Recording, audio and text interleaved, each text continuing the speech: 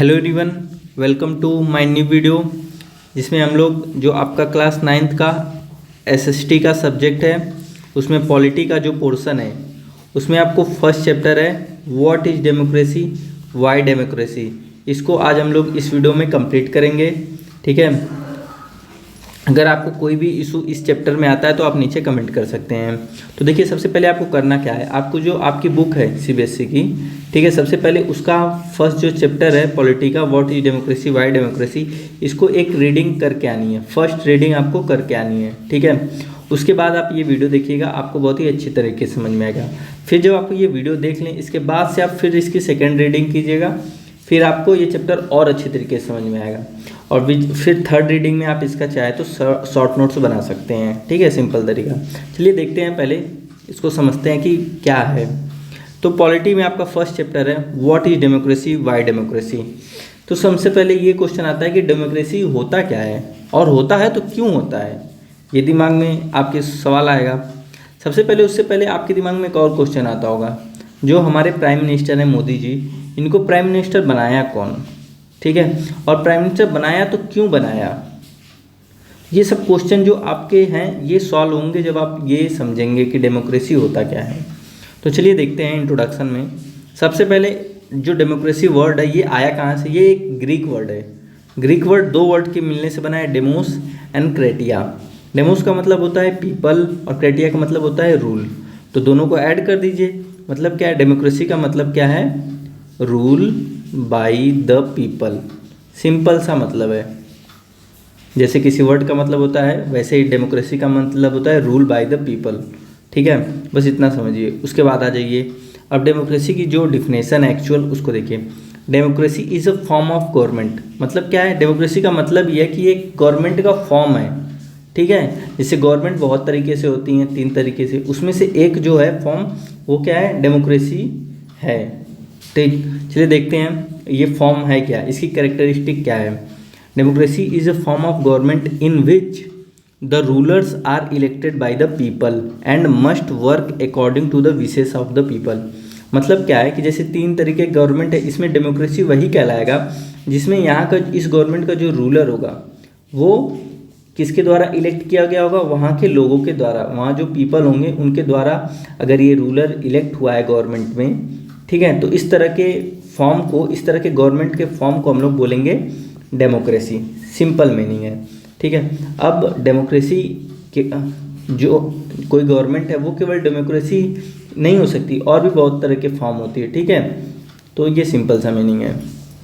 तो डेमोक्रेसी का मतलब हो गया है form of government in which ruler are elected by the people and must work according to the wishes of the people. ठीक है, सिंपल है। It is based on the principle of political equality. मतलब क्या है, all citizen have equal right in electing their representatives. ठीक है, मतलब जो डेमोक्रेसी है इसका एक और ये बेस किस प्रिंसिपल पे काम करता है, पॉलिटिकल इक्वलिटी पे। मतलब क्या है कि यहाँ पे जितने भी अगर मान लीजिए ये इंडिया है, ठीक है, इसमें जितने भी सिटीजन्स हैं जो अडल्ट हैं वो सबके पास इक्वल राइट है अपने रूलर को इलेक्ट करने का, चुनने का, डिसाइड करने का। ठीक है, ये चीज़ है। अब आइए देखिए एग्जाम्पल में जैसे कि हमारे यहाँ इंडिया, हमारे यहाँ भी डेमोक्रेसी है, ऐसे USA, United State of America, South America, इन तीनों जगह क्या है, डेमोक्रेसी। लेकिन बहुत जगह डेमोक्रेसी नहीं है। उसके एग्जाम्पल क्या है, साउथ अरबिया जहाँ पे मोरार्की है, मतलब किंग का शासन है, वहाँ पे जो रूलर है वो पीपल डिसाइड नहीं करती, वो पहले से ही किंग है, जो वहाँ के वंशानुगत चीज़ें होती आई हैं वही है। नॉर्थ कोरिया में डिक्टेटरशिप है, म्यांमार में मिलिट्री रूल है।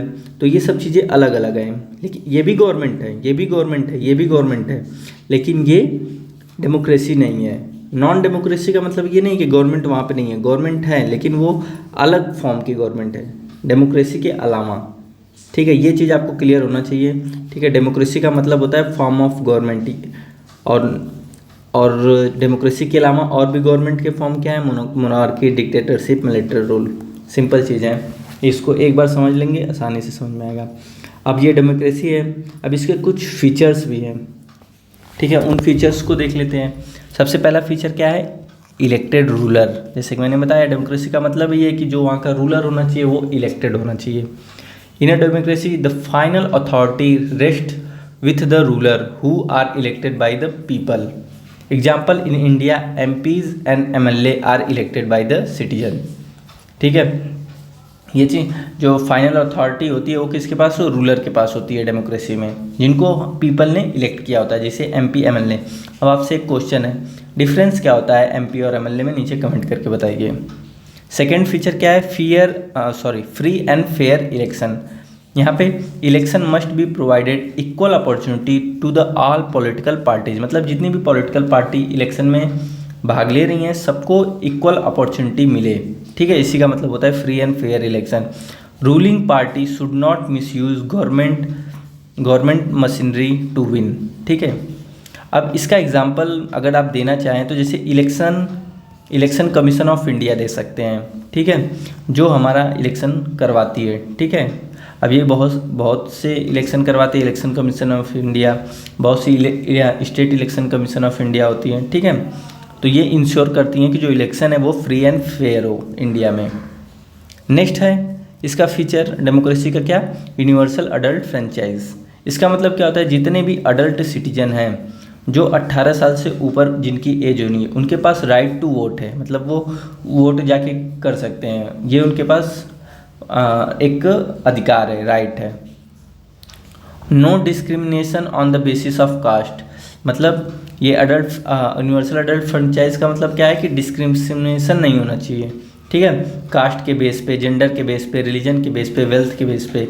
वेल्थ क्यों दिया हुआ है, हो सकता है ऐसा भी हो बहुत जगह कि जहाँ पे जितने अमीर लोग हैं केवल वही वोट कर सकते हैं। ठीक है, तो इसलिए ये फीचर है, यहाँ पे सबको बराबर का वोट, चाहे वो अमीर हो, चाहे गरीब हो, चाहे हिंदू हो, चाहे मुस्लिम हो। नेक्स्ट कैरेक्टरिस्टिक क्या है, नेक्स्ट फीचर क्या है डेमोक्रेसी का, 1 person 1 vote 1 value. All votes carry equal weight. मतलब जितने भी आदमी हैं, जितने भी पीपल हैं, सबके पास एक ही वोट होगा और सबका वोट बराबर होगा। ये डेमोक्रेसी का फीचर होता है। जैसे इंडिया में the vote of a rich businessman and poor farmer है इक्वल वैल्यू, वही सेम चीज़।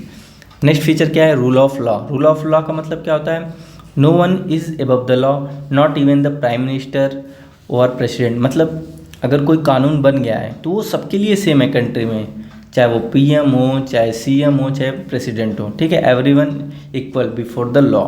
ये होता है रूल ऑफ लॉ का मतलब, ये डेमोक्रेसी में होता है। Respect for rights. Citizen enjoy fundamental rights like right to equality, freedom expression, right to religion. These right can not be taken away by the government. मतलब डेमोक्रेसी में अगर आपको कोई नियम राइट देता है तो उसका रिस्पेक्ट किया जाता है, गवर्नमेंट उसको छीन नहीं सकती। सिंपल सा मीनिंग ये है। फिर क्या है, majority rule with minority protection. मतलब क्या है, decision are taken by majority but rights of minority communities must be safeguarded. मतलब जो अगर मान लीजिए 5 लोग इलेक्ट हुए हैं, ठीक है, तो इसमें से अगर कोई डिसीजन लेना होगा तो जो 4 लोग बोलेंगे वो डिसीजन फाइनल होगा। लेकिन इन लोगों की बात को, जो माइनॉरिटी हैं, इनको भी बात को ध्यान में रखा जाएगा। ये नहीं कि कुछ भी अपने मन से कर दिया जाएगा। In India minorities have cultural and education right, जैसे कि आर्टिकल 29 एंड 30 में आपको ये मिलता है। ठीक है, जब आप थोड़ा आर्टिकल के बारे में पढ़ेंगे तो समझ में आएगा। अब बस अभी आप फीचर पे ध्यान दीजिए। ठीक है, कुछ एग्जांपल हैं जो आगे आपको देखने को मिलेगा। नेक्स्ट फीचर है government by decision. All important decision are taken through debate and consultation, reduces chance of mistake. मतलब यहाँ पे बहुत सारे MP MLA इलेक्ट होते हैं, उनके बीच में कोई अगर नियम बनाना होता है, पहले डिबेट होता है, फिर सहमति बनती है, उसके बाद वो डिसीजन लिया जाता है। तो जो गवर्नमेंट चलती है वो किससे डिसीजन पे चलती है। ये तो हमने फीचर देख लिया, 8 फीचर। अब ये 8 फीचर आप नीचे कमेंट कीजिएगा, और जो फीचर आपको नहीं समझ में आया, ठीक है, उसको एक बार फिर से वीडियो को रिवाइंड करके देखिएगा। नेक्स्ट है वाई डेमोक्रेसी। डेमोक्रेसी की ज़रूरत क्यों पड़ी, तो इसके लिए किसी चीज़ की ज़रूरत कब पड़ती है, जब हम उसकी अच्छाइयाँ जानते हैं। तो इसीलिए मेरिट्स ऑफ डेमोक्रेसी। तो चलिए देखते हैं क्या है मेरिट्स डेमोक्रेसी की। Accountability of government. गवर्नमेंट की अकाउंटेबिलिटी बनी रहती है। मतलब क्या है, democratic government are responsible to the people, citizens can question decision and policies. ठीक है, मतलब जो डेमोक्रेटिक गवर्नमेंट होती है वो रिस्पॉन्सिबल होती है लोगों को, क्योंकि अगर गवर्नमेंट अच्छा काम नहीं करेगी, ठीक है, तो ये अगले इलेक्शन में क्या होगा, जो यहाँ के लोग रहेंगे वो क्या रहेंगे, वो उनको इलेक्ट नहीं करेंगे। तो एक तरफ से गवर्नमेंट की अकाउंटेबिलिटी बनती है किसकी तरफ, लोगों की तरफ, नहीं तो नेक्स्ट इलेक्शन में हार जाएंगे। तो ये चीज़ है। Citizen can question decision and policies, और जो पॉलिसीज़ या कुछ भी डिसीजन लेते हैं तो उन पर हम लोग क्वेश्चन कर सकते हैं। नेक्स्ट क्या है, अगर नेक्स्ट क्या है, डेमोक्रेसी की ज़रूरत क्यों पड़ती है, improve quality of decision making, decision are taken after proper discussion and consult. वही पहली बार जिससे बताया आपको, यहाँ पे डिस्कशन होता है MP MLA बीचों में, फिर उसके बाद सहमति बनती है, तब होता है, जो डिक्टेटरशिप को प्रिवेंट करता है। अपन कोई एक पर्सन चाहे जो मर्जी वो रूल नहीं बना सकता, पहले डिस्कशन होगा, फिर वोटिंग होगी, उसके बाद कोई रूल बनता है डेमोक्रेसी में, तो इसलिए ये ज़रूरी है। Method to deal with differences and conflict, democracy की ज़रूरत क्यों पड़ती है कि अगर कोई डिफरेंस आता है या कॉन्फ्लिक्ट आता है तो उसको रिजॉल्व कर सकते हैं आपस में बात करके। In a diverse country like India, democracy allow peaceful resolution of dispute through dialogue. वही चीज़ बताया आपको कि बातचीत करके कोई भी कॉन्फ्लिक्ट को, जैसे कि रिड्यूसेस चांस ऑफ वायलेंस, सबकी बात रखी जाती है सामने। प्रोटेक्ट्स राइट्स ऑफ सिटीजन्स के राइट को प्रोटेक्ट करता है डेमोक्रेसी प्रोवाइड फंडामेंटल राइट, जैसे कि हमको क्या है, फंडामेंटल राइट मिला हुआ है, ठीक है, पार्ट कॉन्स्टिट्यूशन के पार्ट 3 में, ठीक है, वही चीज़ है। Right to freedom, right to equality, right to dignity, citizen are free to criticize to the government. अगर डेमोक्रेसी है तो वहाँ पे आपको जो गवर्नमेंट बनी है कोई काम गलत कर रही है तो आपको उसको क्रिटिसाइज़ कर सकते हैं, ये आपके पास मेरिट होता है डेमोक्रेसी में।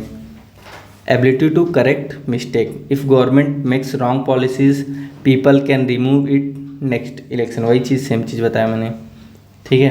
अब आइए कि बहुत लोग कहते हैं डेमोक्रेसी सही नहीं है, तो वही चीज़ है आर्गूमेंट अगेंस्ट डेमोक्रेसी। कुछ इसके डीमेरिट्स भी हैं, वो भी देख लेते हैं। Instability due to frequent change of leaders keep changing after election which में क्रिएट पॉलिटिकल इनस्टेबिलिटी। मतलब क्या है कि हर बार इलेक्शन होता है, नए नए लीडर आते हैं, तो इससे एक तरह से स्टेबिलिटी नहीं बन पाती। इसका मतलब ये है कि हर बार नया रूलर आएगा, नई पॉलिसी लेके आएगा, उसका मतलब ये है, ठीक है। ये एक बोल सकते हैं डीमेरिट है। डिलेड इन डिसीजन मेकिंग, अब देखिए कोई भी डिस्कशन होगा या डिबेट होगा तो वो टाइम वहाँ पे लेगा, तो यहाँ पे डिसीजन मेकिंग में थोड़ा टाइम लग सकता है। इन इमरजेंसी सिचुएशन क्योंकि डिसीजन आर डिफ़िकल्ट, ठीक है, डेमोक्रेसी में तुरंत डिसीजन नहीं लिया जा सकता। Corruption and misuse of money, election often involve unfair practices like bribery, use of muscle power, caste based politics, ठीक है। मतलब कभी कभी डेमोक्रेसी में होता है कि घूस दिया जाता है, ठीक है, अपने दम पे वोट चोरी करवाया जाता है, तो बहुत कुछ होता है। नेक्स्ट क्या है, ill informed decision, sometimes people vote without proper knowledge. आपने इंडिया में बहुत देखा होगा कि गांव में लोग कास्ट पे वोट कर देते हैं, ठीक है, कुछ भी पता नहीं होता है कौन लीडर कैसा काम कर रहा है। वोटर में गेट इन्फ्लुएंस्ड बाय कास्ट, वही चीज़ same religion, short term promises, तो ये सब डीमेरिट्स हैं। मेजॉरिटी रूल में इग्नोर माइनॉरिटी इंटरेस्ट, हो सकता है कि जो मेजॉरिटी कम्युनिटी हैं वो माइनॉरिटी पे डोमिनेट करें, लीडिंग टू इनइक्वालिटी, ये भी हो सकता है। नेक्स्ट क्या है, बॉर्डर मीनिंग ऑफ डेमोक्रेसी। अब हमने डीमेरिट्स देख लिया, अब नेक्स्ट थोड़ा इसको डेमोक्रेसी को और ब्रॉड तरीके से समझते हैं, ठीक है। Democracy is not only about the electing ruler, it also include democratic values and life style. कोई गवर्नमेंट है वो डेमोक्रेसी वहाँ पे है, ठीक है, उस डेमोक्रेटिक है, लेकिन जरूरी नहीं है कि वहाँ के बस रूलर इलेक्ट हुए हैं। अब जो रूलर इलेक्ट हुए हैं उनके पास वैल्यूज़ हैं, उस तरह के लाइफ स्टाइल हैं कि नहीं है, वो चीज़ें भी मायने रखती हैं डेमोक्रेसी में। जैसे आइए इक्वालिटी पे, all citizen have equal before law, no discrimination, ये वैल्यू होनी चाहिए, ठीक है। अगर कोई गवर्नमेंट है या कोई कंट्री है अगर वहाँ पे डेमोक्रेसी है तो उसका मतलब है कि वहाँ पे इक्वालिटी होना चाहिए। इक्वालिटी का मतलब कानून के आगे सभी लोग सेम हों। फ्रीडम ऑफ एक्सप्रेशन होना चाहिए, मतलब अगर हम किसी चीज़ से नाखुश हैं तो हम प्रोटेस्ट कर सकें, हम गवर्नमेंट को क्रिटिसाइज़ कर सकें, हम अपना आइडिया दे सकें, ये सब चीज़ें हैं। थर्ड क्या है, रिस्पेक्ट फॉर माइनॉरिटी राइट्स, ठीक है, रिस्पेक्ट होना चाहिए माइनॉरिटी राइट्स, जो कम जैसे कि कोई अगर धर्म के कम लोग हैं तो उनके भी चीज़ों को समझा जाए। Dignity of individual, every person worth respected, मतलब सभी की रिस्पेक्ट की जाए, चाहे वो औरत हो, चाहे दलित हो, वीकर सेक्शन हो। Rule of law, same law applies to everyone, वही चीज़ है। अब कंक्लूजन देख लेते हैं at the last. Democracy is not a perfect form of government. ये तो हम सभी लोग स्वीकार कर रहे हैं कि हो सकता है डेमोक्रेसी एक परफेक्ट फॉर्म ना हो गवर्नमेंट का। इट हैज़ ड्रॉबैक, इसमें कुछ कमियां हो सकती हैं, स्लो हो, समटाइम्स करप्ट हो, इन्फ्लुएंस्ड बाय मनी हो, but it is still better than all other form of government because it ensure, मतलब हो सकता है इसमें बहुत सारी कमियां हो, लेकिन आज के समय में डेमोक्रेसी अभी भी सबसे, जितनी भी अदर फॉर्म है गवर्नमेंट की उनमें सबसे अच्छा है। क्यों अच्छा है वो देखिए, क्योंकि ये पॉलिटिकल इक्वलिटी देता है, सिटीजन्स को राइट्स देता है, अकाउंटेबिलिटी ऑफ रूलर्स को अकाउंटेबिलिटी होना पड़ता है, डिग्निटी टू इंडिविजुअल। तो ये 4 चीज़ें हैं, ठीक है। हो सकता है ये मेरा फर्स्ट वीडियो हो, आप लोग को उतना क्लियर नहीं हुआ हो, लेकिन मैं प्रॉमिस करता हूँ नेक्स्ट वीडियो में आपको बहुत ही अच्छा कंटेंट और क्वालिटी देने की कोशिश करूँगा। तो मिलते हैं नेक्स्ट वीडियो में, तब तक के लिए सब्सक्राइब कर दीजिए चैनल को। जय हिंद, जय भारत।